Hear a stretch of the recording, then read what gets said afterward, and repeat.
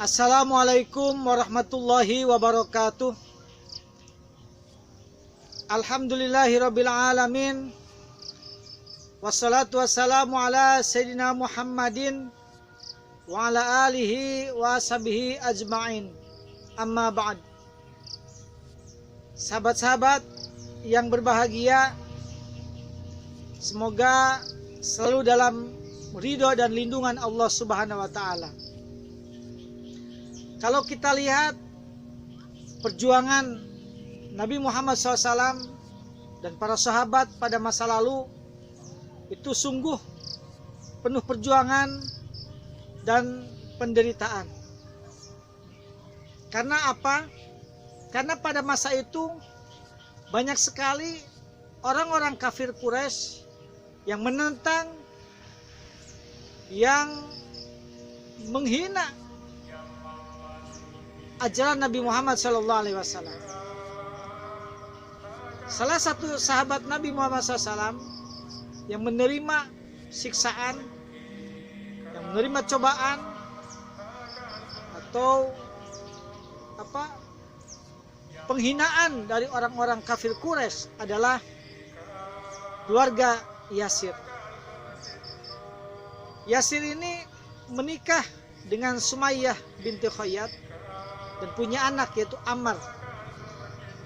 Nah, keluarga ini tentu dengan memasuk Islam itu sangat dibenci sekali oleh orang-orang kafir Quraisy, sehingga mereka menyiksanya. Karena pada saat itu orang yang masuk Islam dari kalangan bangsawan dia akan diteror, diancam, gitu ya.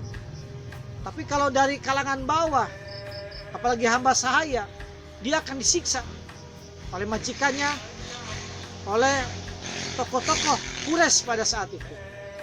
Nah, keluarga Ammar bin Yasir ini oleh orang-orang kafir Quraisy disiksa di tengah padang pasir.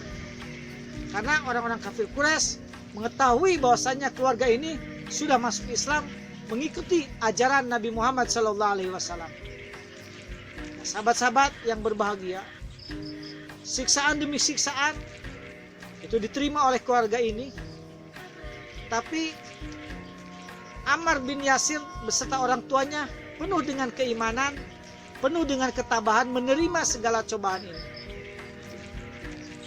Bahkan Rasulullah sering mengunjungi keluarga ini dan mengatakan, keluargamu wahai Ammar bin Yasir adalah keluarga Ahlul Jannah. Di surga sangat merindukan keluargamu.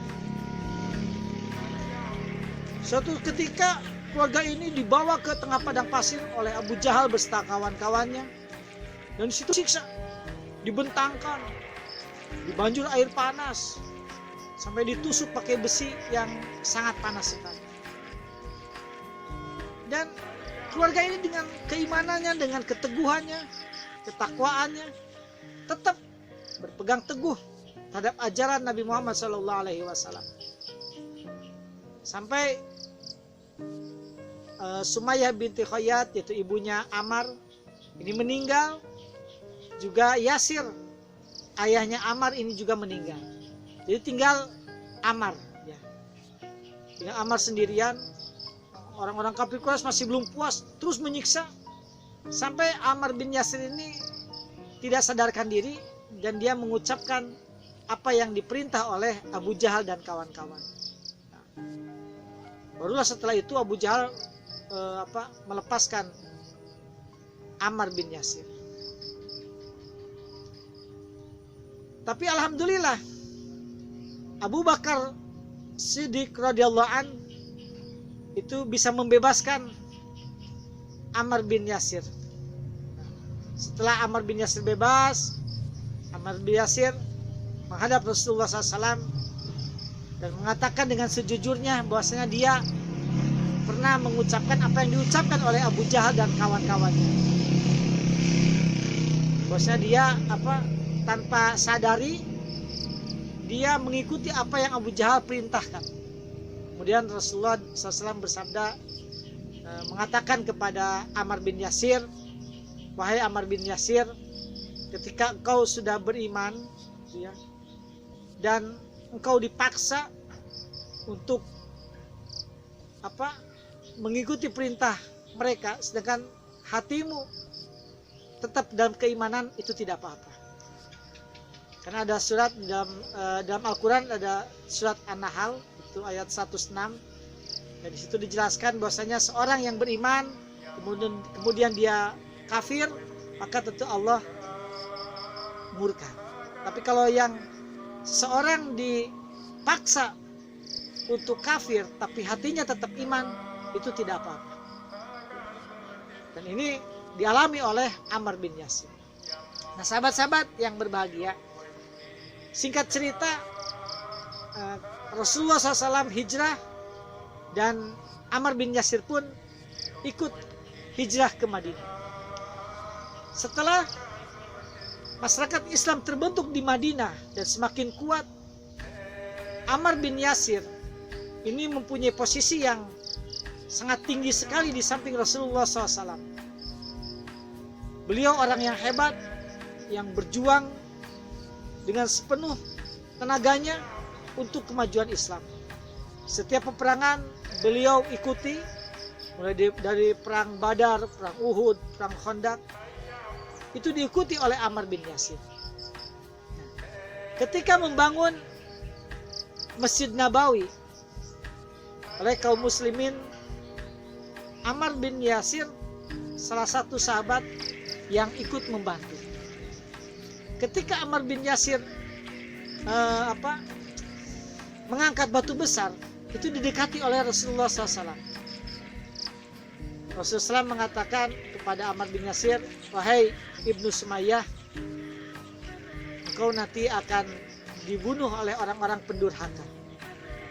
Sampai kata-kata itu diulang oleh Rasulullah SAW, dan sahabat-sahabat yang lainnya itu mendengarkan. Tapi setelah mendengar kata-kata itu, Ammar bin Yasir tidak gentar.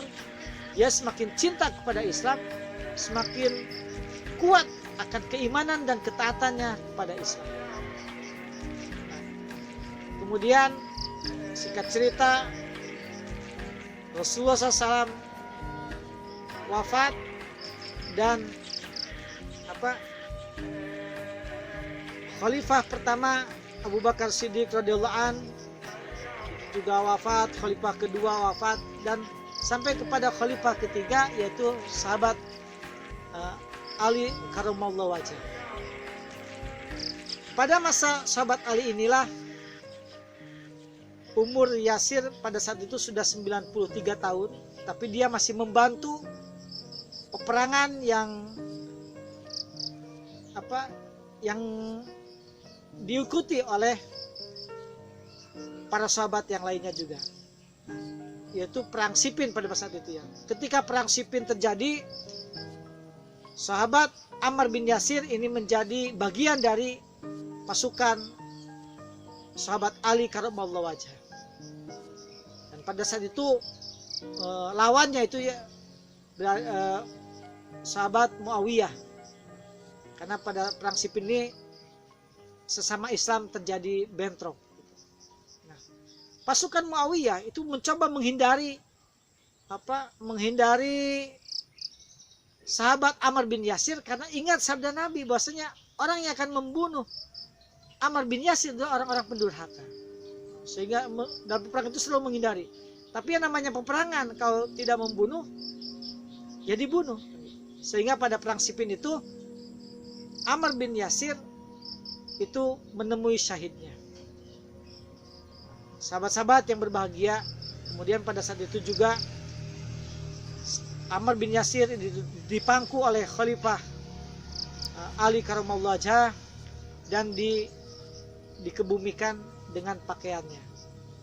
Jadi, kemudian sahabat-sahabat berkumpul pada saat itu, dan sahabat Ali berkata bahwasanya surga itu merindukan Ammar bin Yasir. Nah, sahabat-sahabat yang berbahagia, keluarga Ammar bin Yasir ini merupakan ahlul jannah. Jadi beliau-beliau ini merupakan as-sabiqun al-awwalin, jadi generasi pertama yang masuk Islam. Dan keluarga ini dijamin masuk surga. Nah, Tentu Masya Allah ya, dari kisah ini kita bisa mengambil hikmah akan ketaatan keluarga ini, akan ketakwaan, keteguhan dalam keimanan, keteguhan dalam memperjuangkan Islam. Tentu harus kita ikuti. Orang yang belajar Islam, yang benar-benar belajar Islam, tentu dia akan bisa menghormati yang lainnya, bisa menghargai yang lainnya, penuh dengan ketaatan, penuh dengan ketakwaan. Tapi kalau belajarnya setengah-setengah, tentu dia akan setengah-setengah dalam mengamalkannya, sehingga dia membenci orang, mengadu domba orang, menfitnah orang, ya karena belajar Islamnya hanya setengah-setengah. Apalagi kemarin ada peristiwa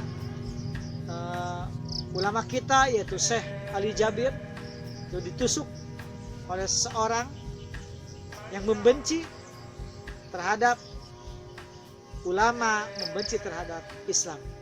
Tentu kita jangan terprovokasi, semuanya kita serahkan kepada aparat penegak hukum.